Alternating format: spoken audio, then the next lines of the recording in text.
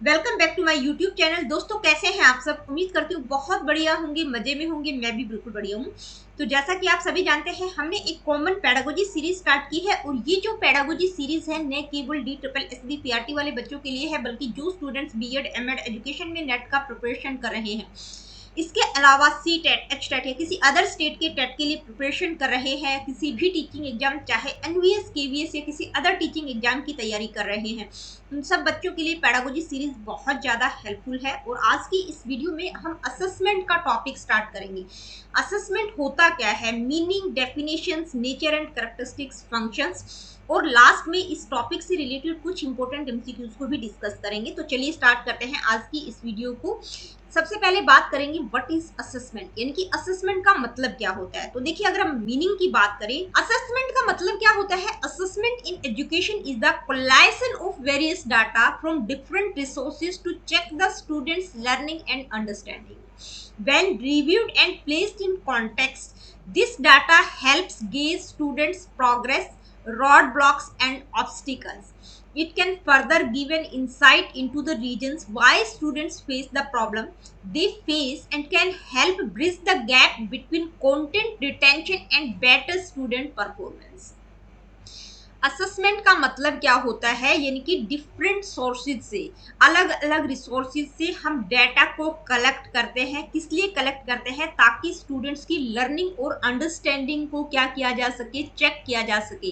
कहने का मतलब है कि भाई आप एक टीचर हैं, आपने बच्चों को कुछ समझाया, तो आप ये जानने की कोशिश करती हैं कि भाई मैंने जो बच्चों को करवाया है, क्या वो चीज बच्चों को समझ आई है कि नहीं। ठीक है, आप रिव्यू करते हैं, आप क्वेश्चनिंग करेंगे, आप उनको एक क्विज दे सकते हैं। ठीक है, आप चेक करने की कोशिश करेंगे कि भाई बच्चों को जो चीज मैंने समझाई है, क्या उनको अच्छे से समझ आ गई कि नहीं। तो असेसमेंट क्या है? Assessment in education is the collection of various data. Collection का मतलब क्या होता है कि जो भी इंफॉर्मेशन आपने गैदर की है, उसको आप जांच कर रही हैं। ठीक है, आप उसको चेक कर रही हैं कि मैंने जो अलग अलग सोर्सेज से डाटा कलेक्ट किया है, कि भाई आपने क्विज का प्रयोग किया है, आप क्वेश्चनिंग के थ्रू बच्चों को चेक कर रहे हैं, आप रिटन टेस्ट के थ्रू बच्चों को चेक कर रहे हैं कि भाई जो चीज मैंने बच्चों को समझाई है, क्या वो उनको अच्छे से समझ आई है कि नहीं, कहाँ पर उनको क्या प्रॉब्लम आ रही है, उनकी प्रोग्रेस कैसी है। ठीक है, उनको क्या क्या प्रॉब्लम्स आ रही है, तो ये सारी चीज आप चेक करते हैं बीइंग अ टीचर। तो असेसमेंट से होता क्या है कि ये आपको एक इंसाइट प्रोवाइड करता है कि भाई क्या रीजंस है, बच्चों को क्या प्रॉब्लम आ रही है, बच्चे क्या चीज फेस कर रहे हैं। ठीक है, कहाँ पर गैप्स आ रहे हैं, लर्निंग गैप्स कहाँ पर आ रही है, तो वहां पर उन गैप्स को आप फिल कर सकते हैं कि कंटेंट को रिटेन करने में उस स्टूडेंट्स की बेटर परफॉर्मेंस के बीच में जहां पर भी गैप आ रहे हैं, कि बच्चे किस कारण से चीजों को समझ नहीं पा रहे हैं, तो उस गैप को फिल किया जा सकता है। अब असेसमेंट की कुछ डेफिनेशंस यहाँ पर मैंने इंक्लूड किए हैं। देखिए, अलग अलग ऑथर्स, एजुकेटर्स के द्वारा असेसमेंट को अलग अलग तरीके से डिफाइन किया गया है, लेकिन ऑल ओवर अगर आप देखेंगे तो असेसमेंट का मतलब क्या होता है, जो कि मैंने अभी आप लोगों को बताया है कि इसमें बच्चों को जांचने की कोशिश की जाती है, असेस करने की कोशिश की जाती है कि बच्चों को जो चीज समझाई गई है, क्या वो उनको अच्छे से समझ आई कि नहीं। तो एलन किस तरह से डिफाइन करते हैं असेसमेंट को? Assessment involves the use of empirical data on student learning to refine programs and improve student learning outcomes. तो उनका क्या मानना है कि भाई असेसमेंट में इम्पिरिकल डाटा इन्वॉल्व होता है। इम्पिरिकल डाटा का मतलब होता है जो डाटा एक्सपेरिमेंट्स और प्रैक्टिकल एक्सपीरियंसेस के आधार पर होता है। प्रैक्टिकल डाटा इन्वॉल्व होता है ताकि बच्चों की लर्निंग को जांचा जा सके और उसके आधार पर जो भी आउटकम्स आएंगे, ठीक है, उसके आधार पर जो भी प्रोग्राम है उसको रिफाइन किया जा सकता है, स्टूडेंट्स की लर्निंग आउटकम को बेहतर किया जा सकता है, इंप्रूव किया जा सकता है। यानी कि जो भी डाटा कलेक्ट किया है उसके आधार पर बच्चों की लर्निंग के बारे में पता चल जाता है और उसके आधार पर प्रोग्राम और स्टूडेंट लर्निंग आउटकम्स को बेहतर किया जा सकता है। यानी कि बच्चे कहाँ पर उनको क्या प्रॉब्लम हो रही है उसके बारे में पता चल जाएगा, तो उनके जो भी लर्निंग आउटकम्स रहेंगे उनको बेहतर कर सकते हैं।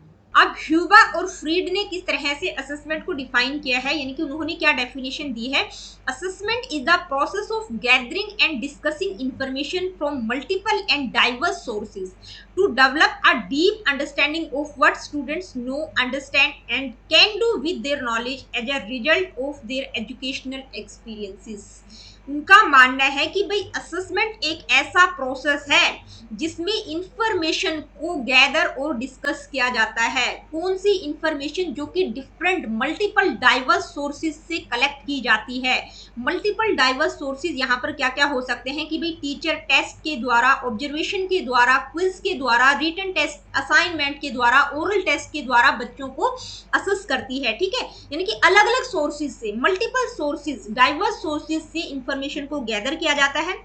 अब जो भी डाटा होता है, जो भी इंफॉर्मेशन होती है, उसको डिस्कस किया जाता है ताकि स्टूडेंट्स की अंडरस्टैंडिंग के बारे में एक डीप नॉलेज क्रिएट की जा सके, उनके बारे में पता चल सके कि भाई स्टूडेंट्स क्या जानते हैं, उनको कितना समझ आया है और आगे उनकी नॉलेज को किस तरह से एक्सटेंड किया जा सकता है, जो भी एजुकेशनल एक्सपीरियंसेस हैं उनके आधार पर। तो असेसमेंट क्या है? The process culminates when assessment results are used to improve future learning. यानी कि ये एक ऐसा प्रोसेस है जो कल्मिनेट का मतलब जो जांच करता है, जिसके आधार पर एक फाइनल रिजल्ट पर पहुंचा जा सकता है कि भाई आगे जो फ्यूचर लर्निंग है, बच्चों की आगे की लर्निंग को किस तरह से बेहतर किया जा सकता है, इंप्रूव किया जा सकता है। यानी कि जो भी डाटा मल्टीपल सोर्सेज के द्वारा इकट्ठा किया गया है, उसके आधार पर पता लगाया जा सकता है कि भी बच्चे कितना जानते हैं, कितनी उनको समझ है, और एजुकेशनल एक्सपीरियंस जो भी उनको है उसके आधार पर किस तरह से उनकी लर्निंग को बेहतर किया जा सकता है। तो देखिए, साधारण शब्दों में अगर हम बात करें तो असेसमेंट का मतलब यही है। डिफरेंट डिफरेंट डेफिनेशंस आपको मिल जाएंगी, लेकिन ऑल ओवर अगर आप देखेंगे तो असेसमेंट का मतलब ये है कि भाई बच्चों की नॉलेज को चेक करना है कि बच्चों ने क्या सीखा है। टीचर के द्वारा जो भी सिखाया गया है उसको वो जांच करने की कोशिश करती है कि मैंने जो कुछ बच्चों को सिखाया है क्या वो उनको समझ आया कि नहीं। ठीक है, आई होप असेसमेंट होता क्या है आप लोगों को समझ आ गया होगा। आगे बढ़ते हैं, अब हम बात करेंगे nature and characteristics of assessment, यानी कि क्या क्या विशेषताएं हो सकती हैं या इसकी प्रकृति क्या होगी। इंटीग्रेटेड इनटू लर्निंग, यानी कि जो असेसमेंट है वो किसके साथ एम्बेडेड होता है? लर्निंग प्रोसेस के साथ जुड़ा हुआ होता है, क्लोजली लिंक्ड होता है करिकुलम और इंस्ट्रक्शंस के साथ। क्योंकि जब हम लर्निंग की बात करते हैं तो उसमें करिकुलम इंस्ट्रक्शंस आ जाते हैं। ठीक है, कि बच्चों को जो पढ़ाया जाता है तो करिकुलम और इंस्ट्रक्शंस उसमें इंक्लूड होती है। तो किसके साथ इंटीग्रेट होता है? लर्निंग से जुड़ा हुआ होता है। तो ये किस चीज के बारे में इन्फॉर्म करता है? Instructions guide student progression and tracks achievement. भाई जो भी इंस्ट्रक्शंस बच्चों को दी जा रही है उसके बारे में हमें पता चलता है, बच्चों की प्रोग्रेस के बारे में गाइड करता है और उनकी जो अचीवमेंट है उसको ट्रैक किया जा सकता है। तो किसके साथ जुड़ा हुआ है? Integrated into learning. नेक्स्ट है कॉन्टिन्यूस मॉनिटरिंग। देखिए, लगातार आप मॉनिटर कर सकते हैं। असेसमेंट एक ऐसा प्रोसेस होता है जो कि ऑनगोइंग होता है, यानी कि क्लास में टीचर बच्चों को लगातार ऑब्जर्व कर रही होती है।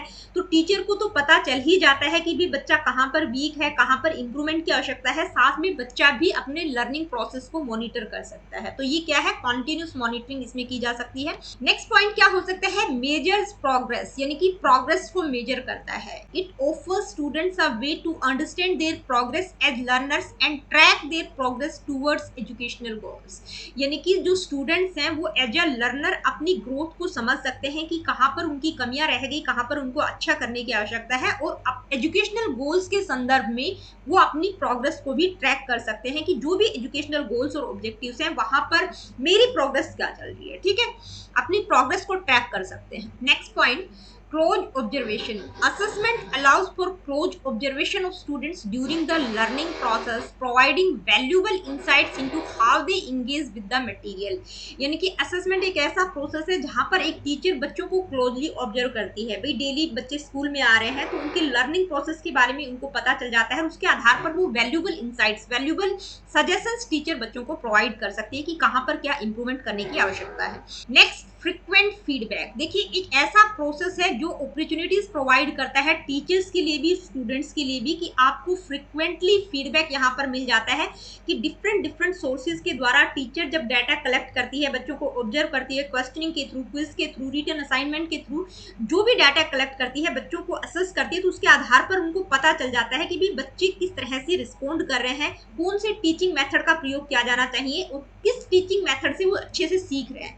नेक्स्ट पॉइंट है इन्फ्लुएंस ऑन सेल्फ स्टीम, यानी कि आत्म सम्मान को भी इन्फ्लुएंस करता है असेसमेंट। कैसे करता है इसको एक एग्जांपल से समझाती हूँ। मान लीजिए एक क्लास में एक टीचर ने एक बच्चे को खड़ा किया, ठीक है, बच्चे से कुछ क्वेश्चन पूछा और बच्चे ने बहुत ही कॉन्फिडेंस के साथ उस क्वेश्चन का आंसर किया, ठीक है। टीचर ने कहा वेरी गुड, आपने बहुत अच्छा आंसर दिया है, सभी बच्चों से क्लैपिंग करवाती है टीचर, बच्चा बहुत मोटिवेट हो जाता है, ठीक है। मतलब बच्चे का सेल्फ एस्टीम बढ़ता है असेसमेंट करने से, और उसके जो लर्निंग आउटकम्स रहेंगे आगे वो और अच्छा करने की कोशिश करता है। इसके बाद नेक्स्ट पॉइंट क्या है, आइए देखते हैं। नेक्स्ट पॉइंट है diverse strategies. A variety of assessment strategies are used to ensure a comprehensive understanding of student learning, यानी कि बच्चे किस तरह से सीख रहे हैं, बच्चों की लर्निंग के बारे में एक कॉम्प्रिहेंसिव अंडरस्टैंडिंग के लिए डिफरेंट डिफरेंट स्ट्रेटेजीज का प्रयोग किया जा सकता है। असेसमेंट करने के लिए टीचर अलग अलग स्ट्रेटेजीज का प्रयोग कर सकती है, क्वेश्चंस के थ्रू, रिटन टेस्ट के थ्रू, ऑब्जर्वेशन के थ्रू, यानी कि अलग अलग स्ट्रेटेजीज का, अलग अलग मेथड्स का प्रयोग कर सकती है बच्चों को असेस करने के लिए, ताकि उनकी लर्निंग के बारे में एक कॉम्प्रिहेंसिव अंडरस्टैंडिंग हो सके। नेक्स्ट पॉइंट है फीडबैक फॉर इम्प्रूवमेंट। अब हमें पता है कि जब बच्चों को असेस किया जाता है तो फीडबैक मिलता है, यानी कि टीचर को भी फीडबैक मिलता है और बच्चों को भी फीडबैक मिलता है। तो जो असेसमेंट एक्टिविटीज हैं उसके द्वारा टीचर्स और स्टूडेंट्स को जो फीडबैक मिलता है, टीचर बच्चों को बताती है कि भाई यहाँ पर आपको इम्प्रूवमेंट करने की आवश्यकता है, और साथ ही टीचर को भी पता चल जाता है कि मैं बच्चों को जो समझा रही हूँ वो उनको कितना समझ आया है, कहाँ पर मुझे कुछ इम्प्रूवमेंट करने की आवश्यकता है, कि मुझे कौन सी टीचिंग मेथड्स का प्रयोग करके बच्चों को पढ़ाऊं ताकि उनको बेहतर तरीके से समझ आ सके, ठीक है। यानी कि टीचिंग और लर्निंग प्रैक्टिसेस को बेहतर किया जा सके ताकि लर्निंग आउटकम्स बेहतर हो सके। तो असेसमेंट का नेचर क्या होगा, या हम कह सकते हैं असेसमेंट की कैरेक्टरिस्टिक्स कौन कौन सी होंगी, इसको हमने डिस्कस किया। आगे बढ़ते हैं, अब हम बात करेंगे असेसमेंट साइकिल, या हम कह सकते हैं असेसमेंट की फेजेस कौन कौन सी होंगी, ठीक है। साइकिल भी पूछा जा सकता है या फेजेज भी पूछी जा सकती है। तो असेसमेंट की मुख्य रूप से ये 4 फेजेज होंगे जो कि आप इस इमेज में देख पा रहे हैं। और यहाँ पर मैं आप लोगों को बता दूं कि असेसमेंट की जो ये फेजेस हैं, या हम कह सकते हैं असेसमेंट साइकिल, ये क्या करता है, एजुकेटर्स की हेल्प करता है। यानी कि ये जो फेजेज हैं असेसमेंट की, ये एजुकेटर्स की हेल्प करती हैं ताकि स्टूडेंट्स की जो लर्निंग है उसको इम्प्रूव किया जा सके और उसको मेजर किया जा सके। कौन कौन सी फेजेज हैं उनको हम वन बाय वन समझते हैं। सबसे पहले है प्लानिंग या प्रिपेयर करना, यानी कि कोई भी काम आप करते हैं तो उसके बारे में एक प्लानिंग बनाते हैं, ठीक है। प्लान आप बनाते हैं कि भी ये काम मेरे को किस तरह से करना है, ठीक है। तो इसमें सबसे पहले क्या किया जाता है, यानी कि जो भी प्रोग्राम है उसके क्या ऑब्जेक्टिव्स रहेंगे। सबसे पहले ऑब्जेक्टिव्स को डिफाइन किया जाता है कि भी असेसमेंट कैसे करना है, कौन कौन से टूल्स टेक्निक्स का प्रयोग करना है, उसका एक पूरा का पूरा प्रारूप यानी कि एक डिजाइन तैयार किया जाता है, ठीक है। एक आउटलाइन तैयार की जाती है, उस प्रोग्राम के बारे में पूरी की पूरी एक आउटलाइन बनाना, प्लानिंग बनाना कि इसको हम किस तरह से करेंगे, क्या क्या असेस करना है, कैसे करना है। इसके बाद जो सेकंड फेज है वो क्या है, कलेक्ट, एनालाइज एंड शेयर। अब जो सेकंड स्टेज है उसमें क्या है कि सबसे पहले स्टूडेंट्स की परफॉर्मेंस के बारे में डाटा कलेक्ट किया जाता है, ठीक है। अब डाटा कलेक्ट करने के लिए एक टीचर क्या करती है, अलग अलग मेथड, डाइवर्स मेथड्स के द्वारा, यानी कि अलग अलग विधियों के द्वारा डाटा कलेक्ट कर सकती है। मल्टीपल सोर्सेज हो सकते हैं, टेस्ट के through, written test, oral test, quiz के थ्रू, असाइनमेंट के थ्रू, यानी कि अलग अलग ऑब्जर्वेशन के थ्रू, डिफरेंट डिफरेंट सोर्सेज से वो डाटा कलेक्ट करती है। उसके आधार पर जो भी डाटा आता है उसको एनालाइज किया जाता है कि भाई ये जो डाटा आया है उसको एनालाइज किया जाता है। इसके लिए डिफरेंट टूल्स और टेक्निक्स का प्रयोग किया जा सकता है डाटा को एनालाइज करने के लिए। उसके बाद शेयर किया जाता है। क्या शेयर किया जाता है, फीडबैक क्या रहेगा, ठीक है, जो भी फीडबैक रहेगा उसको शेयर किया जाता है। इसके बाद जो थर्ड फेज है वो क्या है, इम्प्रूव, यानी कि जो भी डाटा कलेक्ट किया, एनालाइज किया, उसके बाद जो भी फीडबैक आया उसके आधार पर इम्प्रूवमेंट किया जाता है। यानी कि भाई टीचर्स किस तरह से बच्चों को और बेहतर तरीके से समझा सकती है, कौन कौन सी टूल्स और टेक्निक्स रहेंगी, कौन कौन सी स्ट्रेटेजीज का प्रयोग किया जा सकता है, कौन कौन से टारगेटेड इंटरवेंशंस रहेंगे, किस तरह से करिकुलम को रिफाइन किया जा सकता है ताकि बच्चे बेहतर तरीके से सीख सके, लर्निंग को बेहतर किया जा सके, इंप्रूव किया जा सके। इसके बाद जो नेक्स्ट फेज है वो क्या है, रिफ्लेक्ट, यानी कि रिफ्लेक्शन डाला जाता है। Use what you learn to revise teaching और करिकुलम मटेरियल, यानी कि रिफ्लेक्शन का मतलब चेक किया जाता है कि जो भी टीचिंग मटेरियल, जो भी करिकुलम यूज किया गया है, क्या वो सही है कि नहीं है, उसको कहीं रिवाइज करने की आवश्यकता तो नहीं है। तो रिफ्लेक्शन फेज में क्या होता है, यानी कि असेसमेंट का जो प्रोसेस है उसकी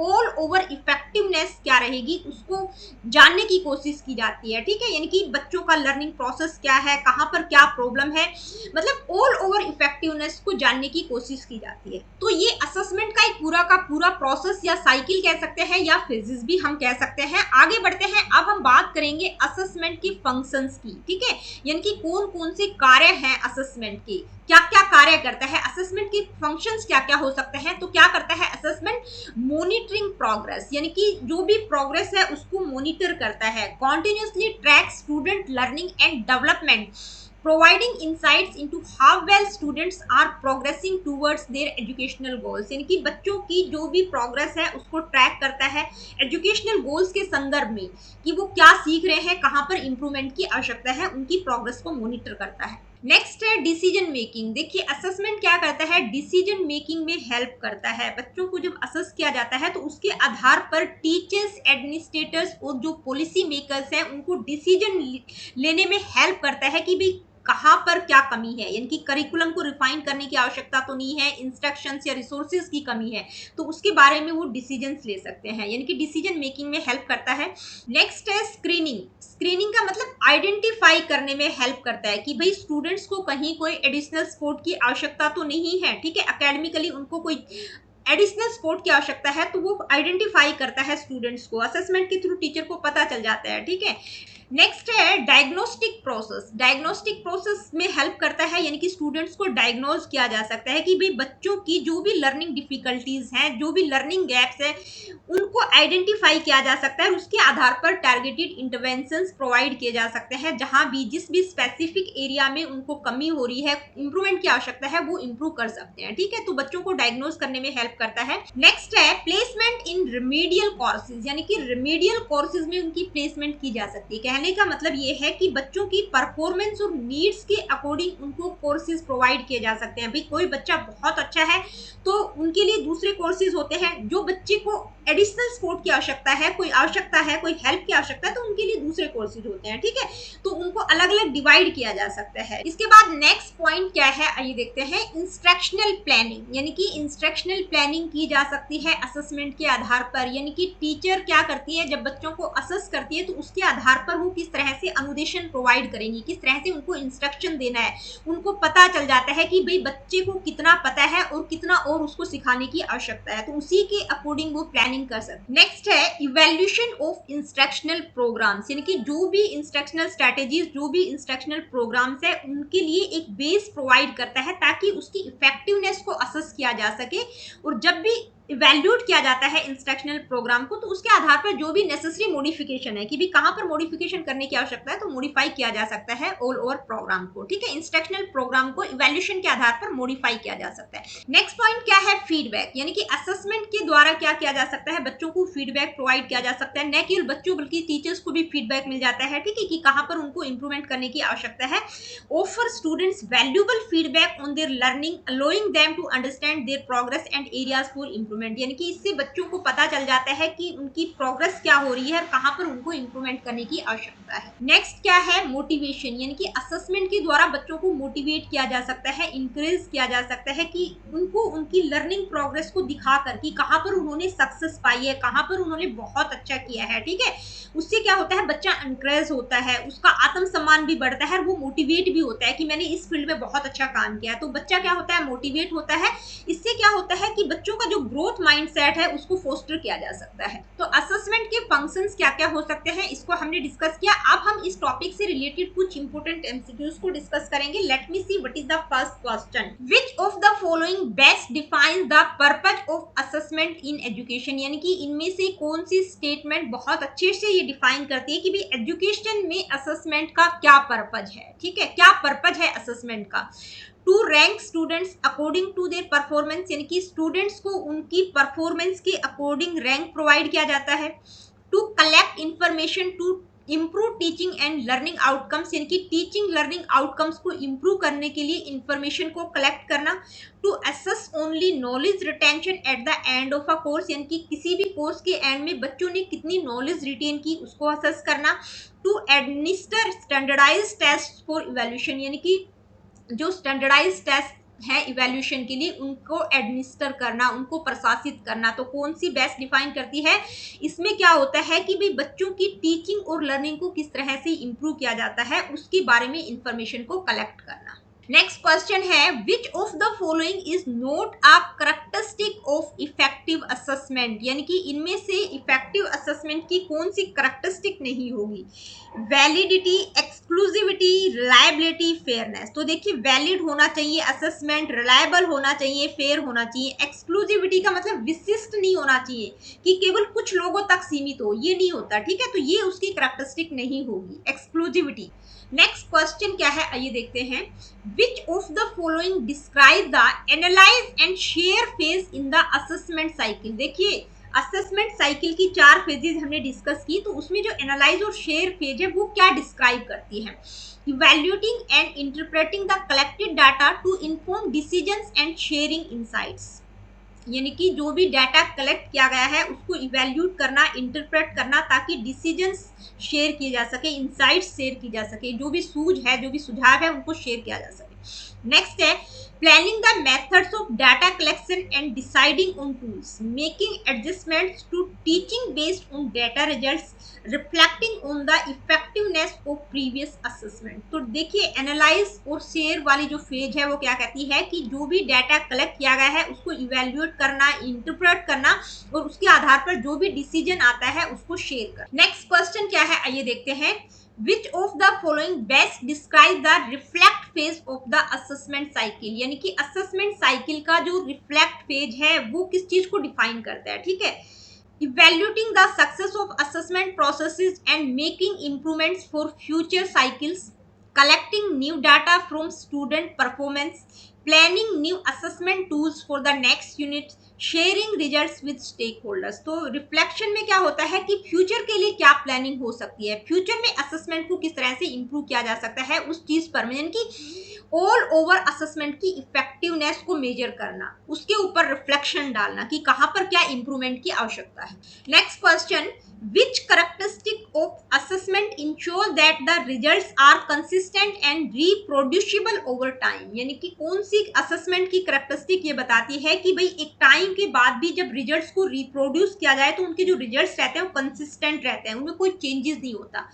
फेयरनेस, रिलायबिलिटी, फ्लेक्सिबिलिटी, वैलिडिटी। तो कौन सी होती है, रिलायबिलिटी, यानी कि एक टाइम पीरियड के बाद भी आप चेक करेंगे तो वही रिजल्ट्स आपको मिलेंगे, कंसिस्टेंट रहते हैं रिजल्ट्स। नेक्स्ट क्वेश्चन क्या है आइए देखते हैं। नेक्स्ट क्वेश्चन है which phase in the assessment cycle involves setting objectives and determining the methods of data collection, यानी कि असेसमेंट साइकिल की कौन सी फेज में हम बात करते हैं किसकी, ऑब्जेक्टिव्स को सेट करने की, मेथड्स और डाटा कलेक्शन को किस तरह से डिटरमाइन करना है, कौन कौन से मेथड्स रहेंगे, टूल्स और टेक्निक्स क्या क्या रहेंगी, ठीक है। तो कौन सी फेज में हम बात करते हैं, ऑब्जेक्टिव्स की बात हम किसमें करते हैं, प्लान, कलेक्ट, एनालाइज या इंप्रूव। तो सबसे पहली जो फेज है प्लानिंग फेज, वहां पर सबसे पहले जो भी लर्निंग ऑब्जेक्टिव्स रहेंगे इनको सेट किया जाता है, कौन से मेथड्स, टूल्स, टेक्निक्स का प्रयोग किया जाएगा, ठीक है। Next question which function of assessment is closely associated with motivating students, यानी कि असेसमेंट का कौन सा फंक्शन है जिसमें स्टूडेंट्स को क्लोजली मोटिवेट किया जा सकता है, डायग्नोस्टिक असेसमेंट, समेटिव, प्लेसमेंट या फॉर्मेटिव असेसमेंट। तो क्लोजली कब मोटिवेट किया जाता है, फॉर्मेटिव असेसमेंट में, जब लगातार आप बच्चों को ऑब्जर्व करते हैं, ठीक है, जब आप पढ़ा रहे होते हैं तभी बच्चों को आप मोटिवेट करते हैं, उनको ऑब्जर्व करते हैं। तो क्लोजली मोटिवेट कब किया जा सकता है, फॉर्मेटिव असेसमेंट। नेक्स्ट क्वेश्चन क्या है आइए देखते हैं। नेक्स्ट क्वेश्चन है which of the following is not typically involved in the improve phase of the assessment cycle, यानी कि यहाँ पर 4 ऑप्शंस आप लोगों को दिए गए हैं, पूछा गया है कि भाई असेसमेंट साइकिल का जो इंप्रूव फेज है तो इन चारों में से उसमें कौन सा शामिल नहीं होगा, ठीक है, कौन सा ऑप्शन उसमें नहीं आएगा। grading students performance, adjusting teaching strategies based on assessment data, implementing instructional changes, reviewing feedback to address learning gaps। तो कौन सा नहीं आएगा इंप्रूव फेज में? ग्रेडिंग स्टूडेंट्स परफॉर्मेंस, यानी कि स्टूडेंट्स की परफॉर्मेंस को ग्रेड नहीं किया जाता, बल्कि इस स्टेज में क्या किया जाता है, चीजों को इंप्रूव करने की कोशिश की जाती है, यानी कि टीचिंग स्ट्रेटेजीज को इंप्रूव करना, इंस्ट्रक्शनल चेंजेस क्या रहेंगे, फीडबैक के आधार पर मतलब जो भी लर्निंग गैप्स है उनको रिव्यू करना, इंप्रूव करने की कोशिश की जाती है। तो परफॉर्मेंस जो है स्टूडेंट्स की उसको ग्रेड नहीं किया जाता।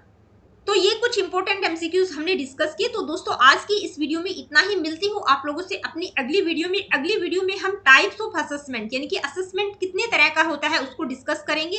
Really good, take care of yourself. देखिए वीडियो सेशंस आप लोगों को पसंद आते हैं तो please like, share and do subscribe the education classes. किसी प्रकार का क्वेश्चन, क्वेरीज, फीडबैक आप मुझे देना चाहते हैं, do comment in the comment section.